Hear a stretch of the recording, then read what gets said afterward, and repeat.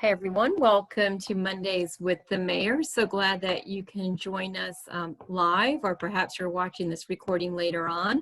Hope everyone had a very enjoyable weekend and enjoyed the cooler temperatures. I want to welcome now our president of the Mount Pleasant Chamber, Shane Griffin. Hello, Shane. Hey, Rebecca. Good to see you. I hope all is well. You have on your winter clothes, your sweaters and things like that. A little cooler out there today.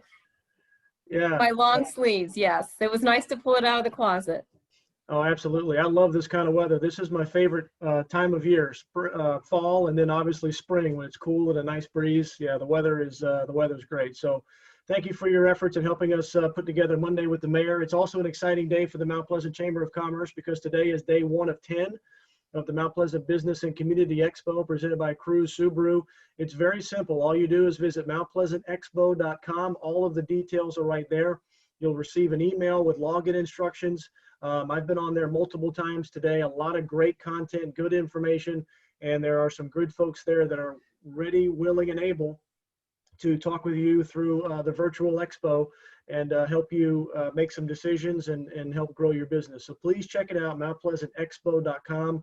All the instructions are right there. You'll get an email once you register, and then it's as simple as that. You log on to your phone, you download the LoQuiz app, and off you go. It's very simple. So we thank Michael Cochran and his team for all the great work that they've done to put this on. And again, day 1 of 10 is today. So Rebecca, again, thanks. And you had a part in that too. A lot of diligence in the expo. So we thank you for your efforts. And I understand Tamara and Amanda and Kim are working hard behind the scenes today as well, as we are off on our first day. And we couldn't do it without Cruise Subaru. We couldn't do it without the attendees, and we couldn't do it without our sponsors. So we thank all of those involved. So with that said, I'll bring in Mr. Mayor and Lauren Sims for another edition of Mondays with the Mayor. Hey, everybody. Hello. Good to see you both. Thank you very much for your time. I understand we are on a bit of a clock here. I want to make sure we get in all of the information before we let you go, Mr. Mayor. So let's get started. Of course, the final reading of the mask ordinance, that was last week, and then the ordinance then, of course, went into effect. Wanted to just kind of have you kind of put a bow on that and wrap that situation up, and then also, too, talk about some feedback you've been getting in regards to the mask ordinance when it comes to business. Sure. First of all, congratulations on doing the expo under the most unusual circumstances ever. I enjoy it every year. And before we went live, Rebecca and I were talking about the games you can play and the things you can do. And apparently there's an app on there too that says you got a free drink. So you go to your refrigerator and pour yourself a glass of wine. But, you know, that's life in the COVID reality, and it's good for our town. And Lauren, your role and everything that you do at the chamber, we really appreciate it. And that's great. But yes, the mask ordinance as a temporary regular ordinance that required 2 readings went into effect as soon as it was passed last week. I signed it, into law after it was passed by a 5-4 vote. Things were much calmer in the final reading, although, there was some opposition. And so the best thing that it does is first, it goes back to, because this was the most we could get. Honestly, I would have liked a little stronger mask ordinance, but in elected, call it politics, call it elected office, whatever you want, you have to go with what will pass and what you can get. It requires masks in grocery stores and in pharmacies. That protects our vulnerable population because they may not need to go buy a pair of shoes, but everybody needs to buy their food and buy their medicine. And it also requires retail workers to wear the mask. That keeps our workforce strong. That keeps businesses from, hopefully, at least it eliminates part of the equation of them becoming hot spots. And I've been saying this, you're tired of hearing me say it, but ever since everything reopened in June, it's not the government closing businesses, it's businesses closing businesses because of the virus. And then I had occasion on Thursday. I'm very proud of my association with Joint Base Charleston. I'm the honorary commander of the 315th Airlift Wing out there. Those are the C-17s you see flying around.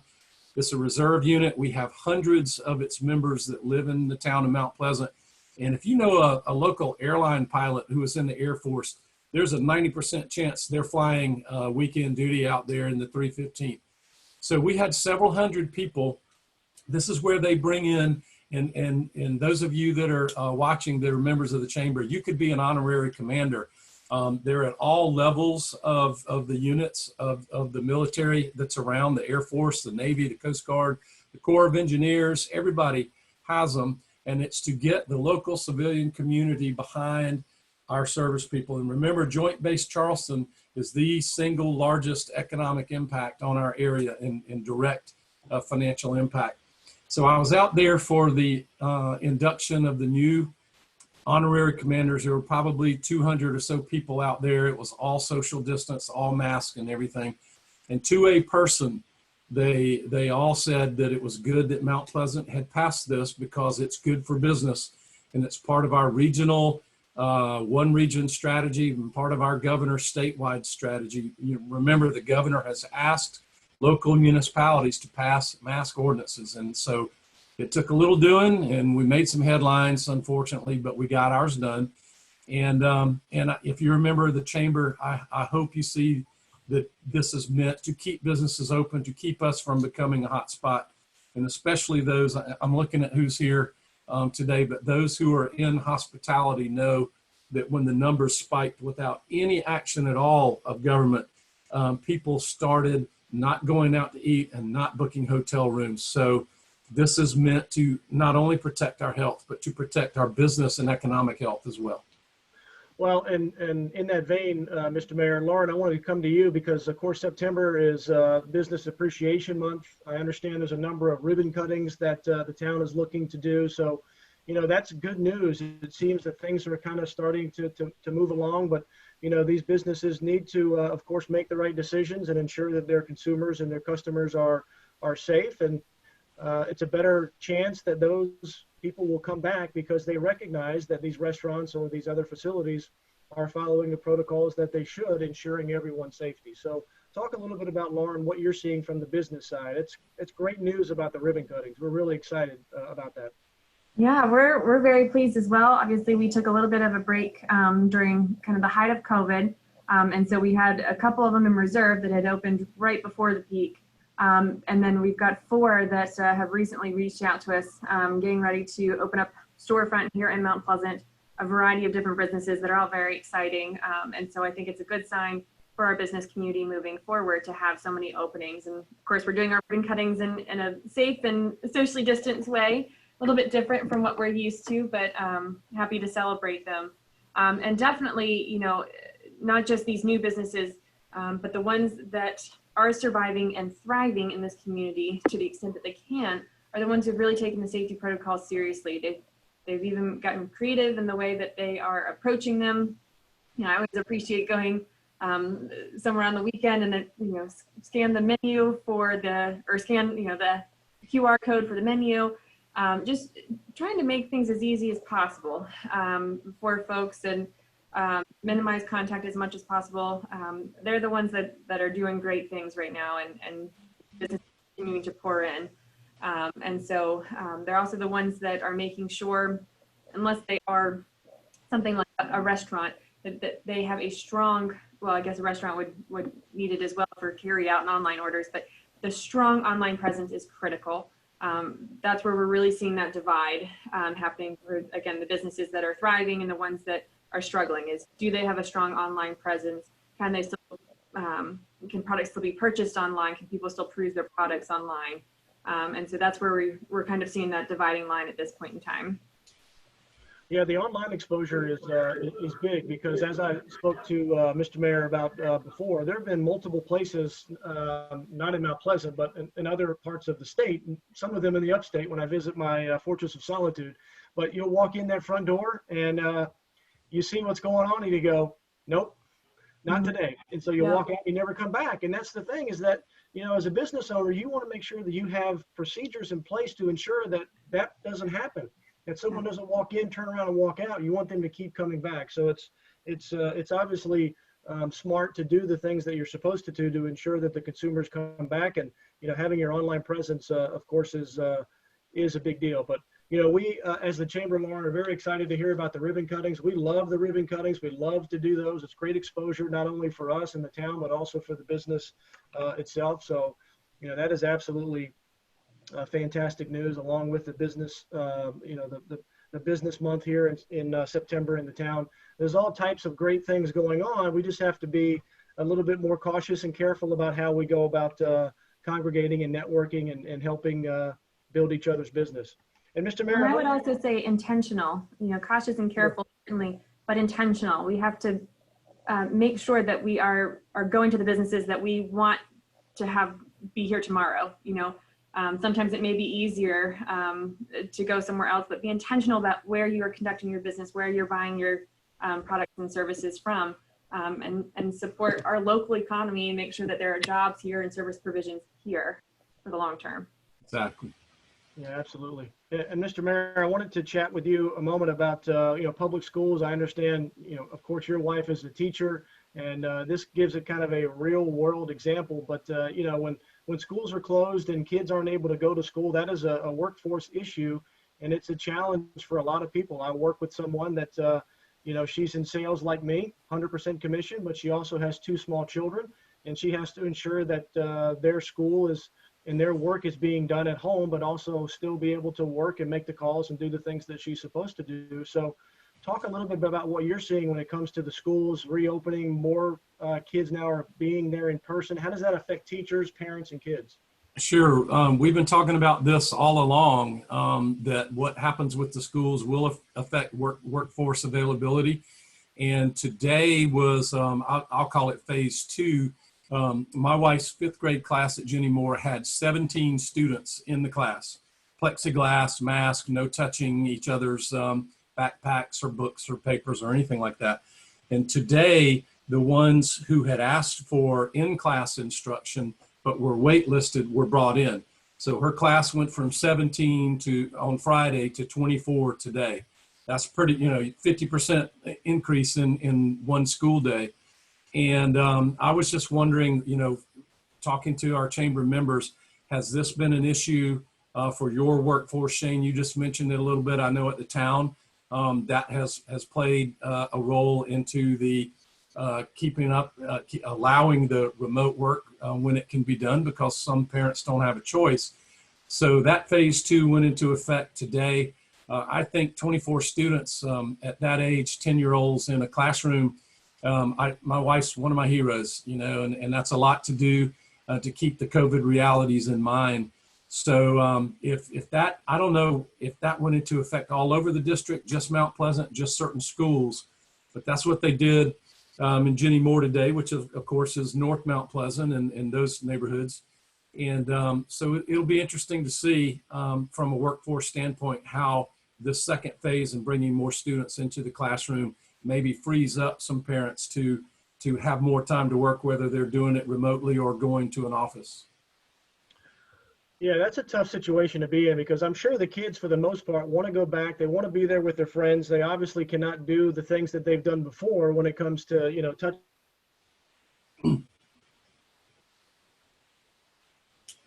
Back to some sense of normalcy, at least what our new normal is going to be like for the short term. But, you know, that's a good thing for the kids to get that exposure and have the option of not going in person if you don't want to. So, right. Yeah, to your point, you know, teachers, it's a thankless job, but they've got their hands full, obviously, this year as well with all that's going on. Lauren, let's talk a little bit about tourist season. You know, of course, there's been a lot of canceled events here in Mount Pleasant and all over the state, the region, the world. But what is the town doing from a standpoint of events to ensure that, you know, tourists that are coming to town are able to enjoy Mount Pleasant and some of the great things that we have going on here? Absolutely. And, you know, throughout this whole pandemic, we have had to cancel a number of our large events, things that our community regularly looks forward to. And most recently, Children's Day Festival, which is normally held in October. I was particularly bummed. It's the first year I actually have a kid to bring, and I was very excited about it. So sad that it won't be happening this year. But, you know, we recognize the importance of being able to continue to gather as a community and to do so safely. And we had such great success with our summer movie series at Memorial Waterfront Park. And so people really abided by the rules. They spaced out.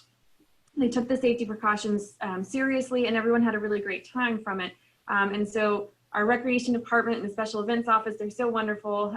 They looked at ways that we could kind of modify the same program and offer something different during the fall, since we couldn't have Children's Day Festival. So you'll see a series of fall movies that will be offered up at Carolina Park. In addition, we're looking at some smaller fall festival type events, certainly nothing to the scale of Children's Day, but just giving folks and children an opportunity to be out and about in the community, to enjoy the fresh air, and to enjoy something beyond the four walls of their home, or even classrooms if they're able to be back there. So we are doing what we can as a town, as an organization, continue to provide those opportunities for folks to get out to gather and to enjoy all the things that we have here in Mount Pleasant. So there's more information about that on our Facebook page and our town website. So I encourage you to check it out. You can also sign up for the mailing list, and we'll send you reminders every week, let you know what movie is playing and where the fall festivals are going to occur. So great things for the family. Hope that everyone will check them out. Excellent. Lauren, thank you very much for that. Mr. Mayor, just a couple of more moments left. Anything that you want to express and communicate before we let you go? Yeah, two things, and I didn't mention this when we were talking before the thing. Sure. I got to sit in on a great meeting today. Our local Medal of Honor Museum effort continues, and they have a design which is fantastic, and will really complement it'll be right on the waterfront and next to the Yorktown. They've got over $1.5 million in the bank right now, and they've got over $10 million in pledges. The town did $3 million, the county's doing $5 million, the state may do $10 million. And this new building will cost under $30 million. And but the really wow factor of this is not the architecture and not the building, it's the exhibits inside. It's total high tech. You will even, I don't really understand it, and I wrote it down, but you will get an individualized experience. For instance, if your parent or grandparent was in the Air Force, the high-tech display that you see as you walk through, and it's just an amazing display. It's like when I was growing up, I would have called it Star Trek kind of stuff.